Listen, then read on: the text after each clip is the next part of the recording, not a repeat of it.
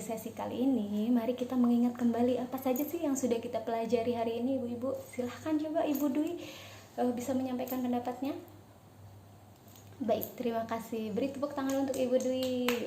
Jadi betul sekali ya, hari ini kita mempelajari mengenai manfaat bermain bagi anak. Ternyata bermain itu tidak hanya menyenangkan, tetapi juga dapat bermanfaat secara positif bagi anak.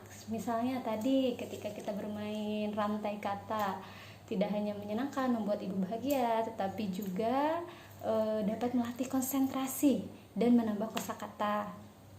Tadi juga kita sudah melihat film yang menampilkan Ibu Lili sedang mencuci tetapi tetap bisa bermain bersama Ita. Nah, begitu pula ibu-ibu, walaupun sibuk dengan kegiatan sehari-hari, kegiatan rumah tangga, tetapi lebih baiknya kita juga meluangkan waktu di sela-sela mengerjakan rumah tangga dengan memanfaatkan barang-barang di sekitar kita. Nah, ternyata bermanfaat ya Bu bermain itu bagi anak-anak. Nah, sekarang mari kita lihat flip chart 3.A mengenai manfaat bermain bagi anak. Yang pertama bermanfaat bagi fisik anak, yaitu mengasah kemampuan fisik anak dan membuat anak sehat. Misalnya berlari dan bermain bola, tentunya anak menjadi lebih banyak bergerak, berkeringat, dan membuat tubuhnya menjadi lebih sehat. Yang kedua, bermanfaat bagi emosi anak. Anak merasa lebih bahagia. Tadi ketika kita bermain rantai kata, ibu-ibu tertawa, otomatis kan ibu merasa bahagia. Begitu pula anak-anak, ketika orang dewasa bermain saja bahagia, apalagi anak-anak ya ibu-ibu. Selanjutnya, belajar untuk mengekspresikan perasaan. Misalnya tertawa itu kan mengekspresikan kalau anak-anak itu bahagia. Atau misalnya merengut ketika mereka kalah dalam bermain. Nah, mereka itu artinya kecewa ya, belajar mengekspresikan perasaan mereka. Selanjutnya, meningkatkan kedekatan hubungan anak dengan teman bermainnya. Nah, anak-anak biasanya ketika sudah bermain menjadi lebih akrab bersama teman-temannya. Selanjutnya, yang ketiga, yaitu bermanfaat bagi cara berpikir anak, yaitu memberikan pengetahuan baru. Misalnya bermain congklak atau bernyanyi. Permainan-permainan tersebut dapat menambah kosakata baru atau anak-anak bisa belajar. Selanjutnya, menyelesaikan permasalahan, belajar membuat keputusan, serta mengembangkan kreativitas anak. Sekarang itu banyak sekali ya Ibu permainan-permainan yang dapat mengasah kreativitas anak. Misalnya menyusun potongan gambar, kemudian permainan-permainan yang mengasah kemampuan anak, misalnya seperti Lego, slime, anak-anak belajar membuat bentuk dan lain sebagainya. Selanjutnya yaitu bermanfaat bagi sosial anak, memberikan kesempatan mencoba hal baru agar anak mampu menyesuaikan diri dalam masyarakat. Nah, kita kan tadi sudah membahas kalau bermain itu anak mengenal orang lain, belajar berbaur, dan kemampuan ini akan sangat berpengaruh atau sangat bermanfaat bagi kemampuan sosial anak nanti di masa yang akan datang. Selanjutnya yaitu dapat mengembangkan kemampuan berbahasa dan komunikasi.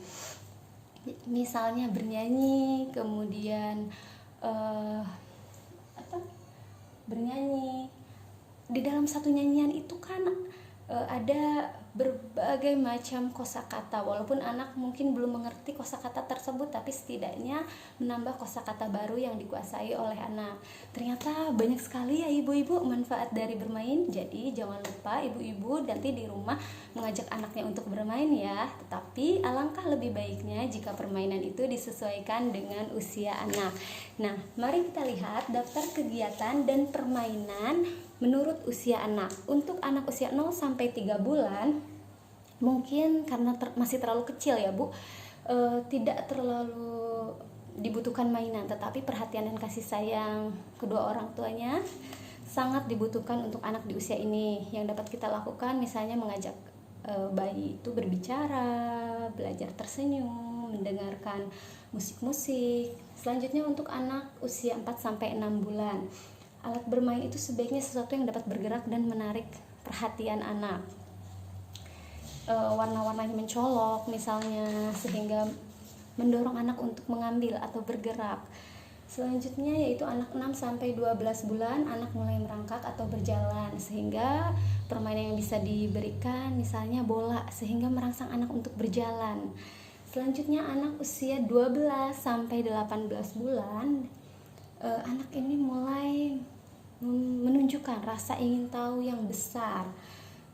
Setiap kali berkegiatan bersama anak, ajak anak untuk berbicara, karena pada usia ini biasanya anak mulai berbicara, mulai belajar berbicara. Selanjutnya anak usia 18 sampai 24 bulan, anak sudah mulai lancar ya berjalannya, maka bisa diberikan mainan yang bisa didorong, bisa kemudian bisa diajak untuk berbicara juga ya ibu-ibu, mulai belajar menyanyi, karena anak di usia ini sudah mulai pesat perkembangan berbicaranya. Selanjutnya anak usia 2 sampai 3 tahun, anak sudah mulai lancar berbicara.